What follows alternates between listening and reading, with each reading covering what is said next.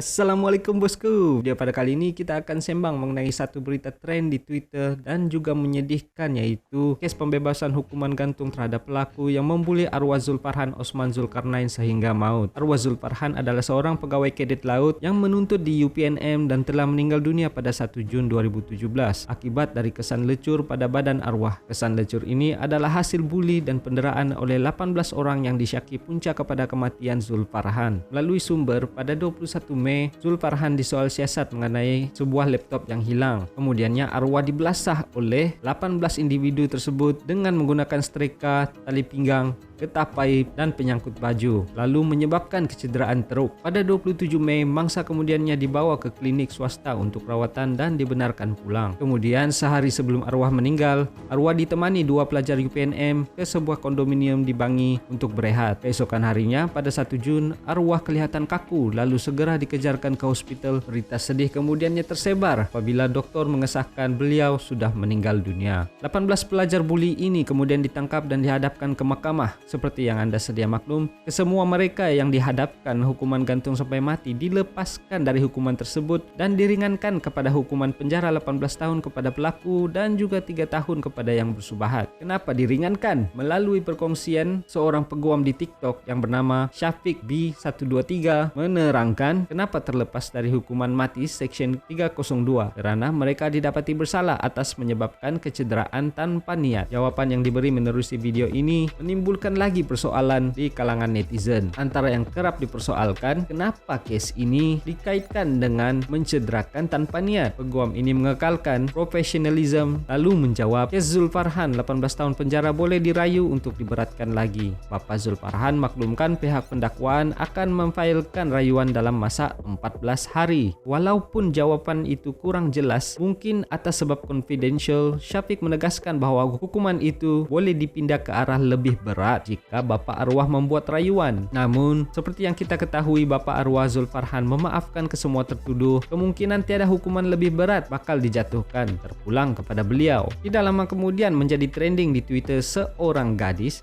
yang dikenali sebagai Jiha Yiha memuat naik status berbunyi, "Kau tanda tanya apa punca semua ini? Kau tak tahu perangai arwah macam mana sampai boleh jadi macam ni?" Mendapat perhatian ramai terutamanya di kalangan pengguna Twitter. Netizen kemudian yang mengecam kata-kata gadis ini umpama dia berpihak kepada pembuli. Ada juga yang menggali latar belakang beliau dan sepertinya gadis ini adalah teman wanita kepada yang tertuduh, Muhammad Afif Najmuddin Az-Zahad. Hal ini menjadi viral sehingga mendapat perhatian seorang artis di Malaysia yaitu Diana Daniel, dan beliau berpendapat status itu membimbangkan karena ada orang seperti itu berpihak kepada pembuli dan penindas. Katanya, undang-undang sudah dilaksanakan dan semua mereka menjalani hukuman.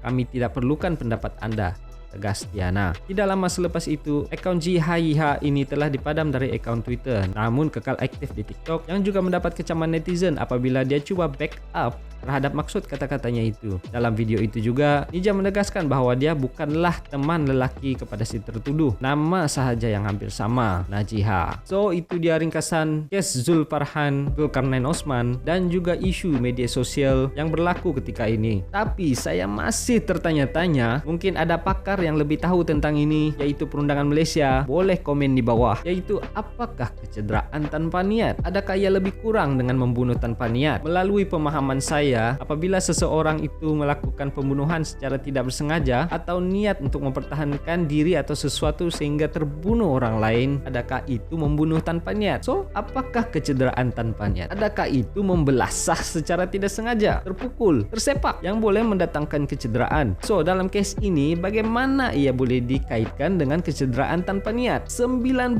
kes lecur di badan, 80% kulit lecur. Adakah itu kecederaan tanpa niat? Ataupun adakah kenyataan si pelaku menyebut dia terpukul guna setrika 90 kali terpukul? Kita tidak tahu, saya bukan lawyer. Ataupun adakah statement ini hanya untuk mencukupkan syarat meringankan hukuman? Mustahil, sebab kita ada hakim dan sistem juri sudah lama tidak dipraktikkan semenjak tahun 1995. Kedaulatan undang-undang, rukun negara keempat, maksudnya cukup padat dan ringkas. Kerajaan dan keseluruhannya terikat oleh undang-undang dan wajib mematuhi undang-undang. Namun ia tidak semudah itu karena rule of law sangat complicated. Even orang salah, Pembunuh boleh bebas dari hukuman berat karena mereka ada hak untuk membela diri dengan mengupah peguam profesional. Terus terang saya cakap, saya bukanlah seorang peguam. Saya tidak tahu perundangan Malaysia. Kalau bab sains matematik bolehlah. Mungkin Anda pakar perundangan, sila komen di bawah untuk share pendapat Anda. So, nasihat saya kepada pembuli di luar sana, bayangkan kamu ada adik, ada anak, ataupun ibu atau bapa dibuli, mati. Apa perasaan Anda? Jadi sebelum meneruskan niat itu, pikir-pikirkan dahulu. Ya, kamu benci orang tu, rasana hentak, rasana tumbuk, rasana pukul, rasana bagi tiket ulang alik.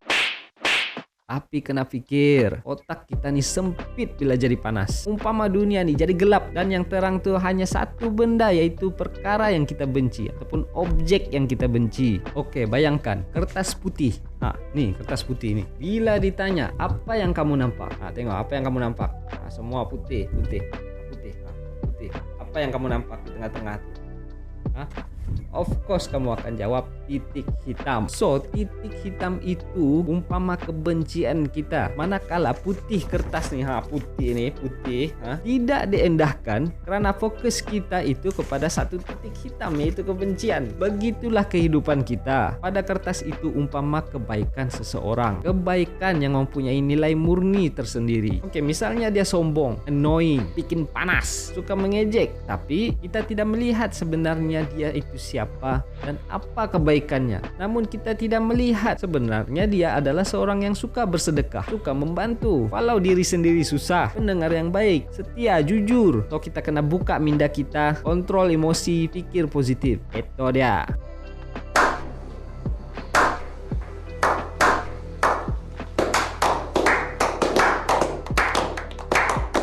Oke, walau apapun berlaku, marilah kita sama-sama berdoa. Sedekahkan Al-Fatihah kepada arwah Zulfarhan Osman Zulkarnain. So, sampai sini saja video pada kali ini. So, kita jumpa lagi di episode seterusnya. Assalamualaikum.